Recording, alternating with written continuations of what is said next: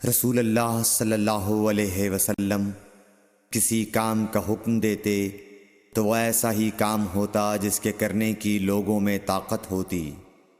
اس پر صحابہ کرام نے عرض کیا کہ یا رسول اللہ، ہم لوگ تو آپ جیسے نہیں ہیں، آپ تو معصوم ہیں اور آپ کی اللہ پاک نے اگلی پچھلی سب لغزشیں معاف فرما دی ہیں، اس لیے ہمیں اپنے سے کچھ زیادہ عبادت کرنے کا حکم فرمائیے۔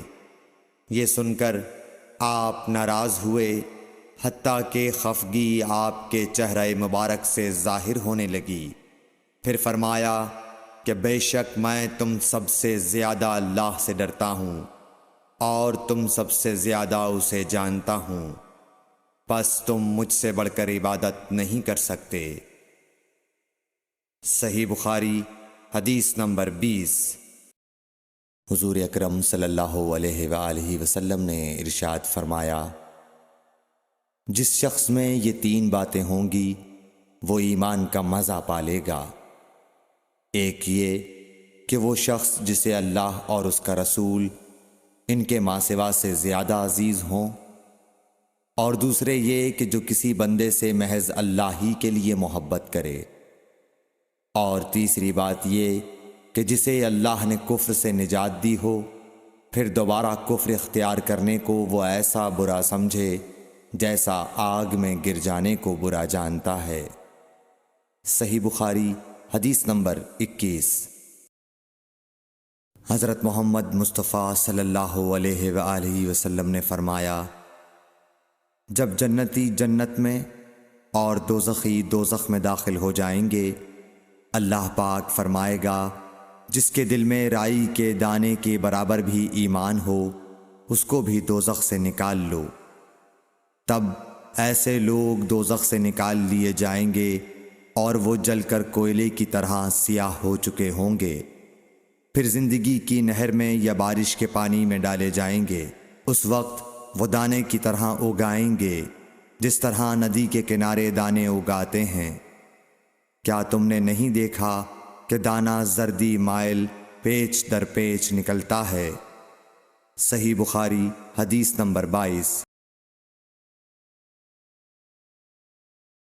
حضور اکرم صلی اللہ علیہ وآلہ وسلم نے فرمایا، میں ایک وقت سو رہا تھا، میں نے خواب میں دیکھا کہ لوگ میرے سامنے پیش کیے جا رہے ہیں اور وہ کرتے پہنے ہوئے ہیں، کسی کا کرتا سینے تک ہے اور کسی کا اس سے نیچا ہے۔ پھر میرے سامنے عمر بن خطاب لائے گئے، ان کے بدن پر جو کرتا تھا اسے وہ گھسیٹ رہے تھے، یعنی ان کا کرتا زمین تک نیچا تھا۔ صحابہ رضی اللہ تعالی عنہ نے پوچھا کہ یا رسول اللہ، اس کی کیا تعبیر ہے؟ آپ نے فرمایا کہ اس سے دین مراد ہے۔ صحیح بخاری حدیث نمبر 23۔